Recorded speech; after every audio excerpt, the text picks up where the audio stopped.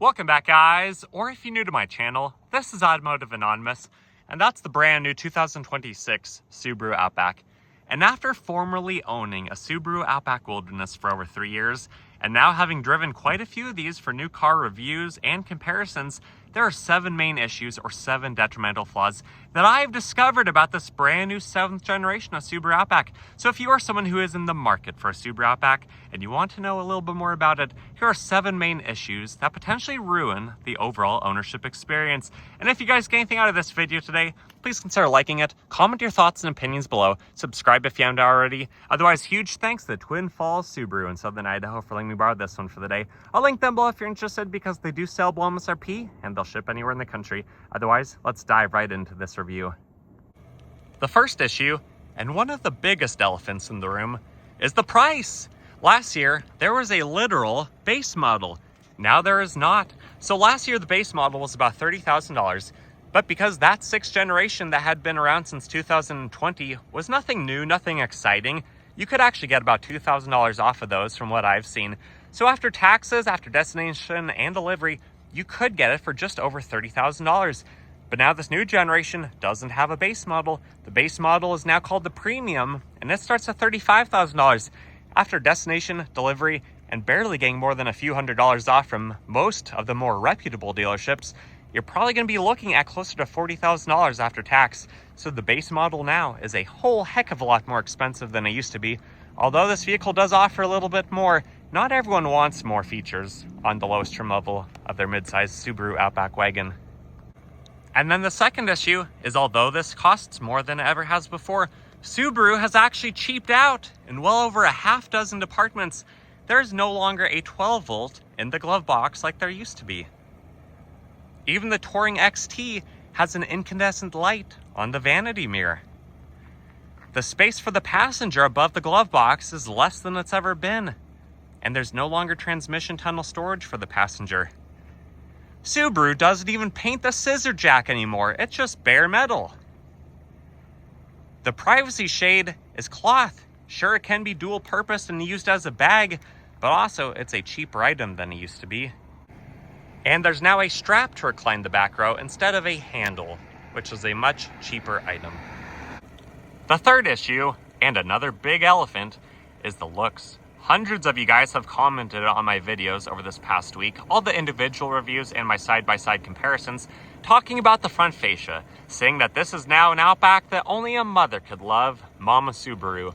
Anyways, I judged this before I saw it in person. I didn't think it would look very good because of how it shows up on camera. It's not very photogenic, but I do think in person it is growing on me. It does look a lot better than I imagined, and compared to the roundy curvature of the old 6th generation, I am starting to really dig it, especially in light colors like River Rock Pearl. So the looks are very controversial, and I know it's not for everyone, but the more time I spend with this vehicle, the more I like it. And the squared off look, while it does look kind of like an old squared off Volvo station wagon, and less of a lifted Subaru legacy wagon, it still looks fairly good in my opinion after seeing it in person so many times now. The fourth issue relates to the interior. I actually like this cloth interior, all these trim pieces, but a lot of you guys apparently do not from what you've commented. A lot of you guys have also been upset that there's only a regular small sedan size sunroof. There's still not a panoramic sunroof on the Outback, which I do think that is nice because you have so much more headroom in the back of the Outback than you do even in the Forester. But if we look at the interior, if we look at the all-new redesigned instrument cluster and infotainment screen, you don't actually have any more information than you had before. It looks fancier, but if we go through it, it's all the same stuff on the screen. Same thing with this little control down here. It's basically just telling you runtime, PSI, the radio, what road you're on if you have navigation, and your trip reset. There's not really anything new in any of the screens. The driver mitigation system is also kind of overwhelming on all the 2026s, even the Crosstreks and the Foresters I've driven for this new model year, so it's kind of interesting. But the big thing that I do like is the return of the HVAC, even having a basic on and off button, because a lot of infotainment systems, a lot of HVAC systems, they try to be the latest and the greatest, and they're trying to be their own design, and it's confusing. This is basic, this is straightforward, and I do like it a lot, but the rest of this really doesn't give you anything else that the last generation didn't. The fifth issue is that the safety features do not seem to be any better on this new generation. They seem to work basically the exact same as the last generation. I have heard that the Tourings will have a hands-free driving system soon, but I don't think that's available yet. So this still has the Gen 4 eyesight system, which is the 3-camera design. That was available on the last generation Touring and then on some of the other Subaru models. It just wasn't available on the other trim levels until now. So it is an upgrade, but it's not necessarily that big of an upgrade compared to the last generation. And again, the driver mitigation system, if you leave that on, basically anytime you turn your head to look out the window, it starts to flash at you to keep your eyes on the road, and after a little while it'll eventually brake check you, which is a good thing. It is good to have more safety features, but this is the first time that I've driven a new model year of Subarus that they've started to feel a little bit too overwhelming. Issue number 6 is the powertrain. There's still not a hybrid, and the power numbers from the previous generation are basically a carryover to this new generation. This 2.5-liter naturally aspirated boxer actually has lost 2 horsepower in how it's tuned, just like the new Crosstrek and the new Forester. So this makes 180 horsepower. And in my area, at almost a mile above sea level, with just me and the backpack in the car, this does 0 to 60 in 9.9 seconds. Meanwhile, the turbo does 6.9 seconds. It can get to 60 in about 150 fewer feet, and that's pretty substantial. But there's a lot of competition to this midsize SUV, and a lot of the competitors make more power or are a little bit quicker than what this is.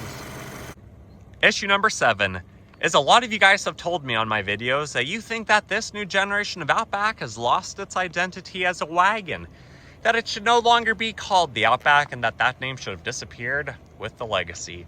And a lot of you guys are calling this the Forester XL Online, which is a fun name for it. And after doing my side-by-side comparison with the new 2026 Forester, they are about the same height now. This is just a little bit longer. It has about 7 more cubic feet of room in the back with the seats up or down. But it still does look like a wagon in my opinion. I do think it could be maybe even a little bit longer, and then it would resemble a wagon even more. But I think in person, this looks more like a wagon than it does on camera. It just is squared off. It is boxier. But I don't think it's necessarily lost its identity. It could be a little bit more entertaining to drive, have a little bit more charisma to it, but it really still feels like an Outback. If you were to drive this blindfolded, which you should not be doing, it does feel and drive like an Outback, but maybe even a little bit more smooth than the last generation.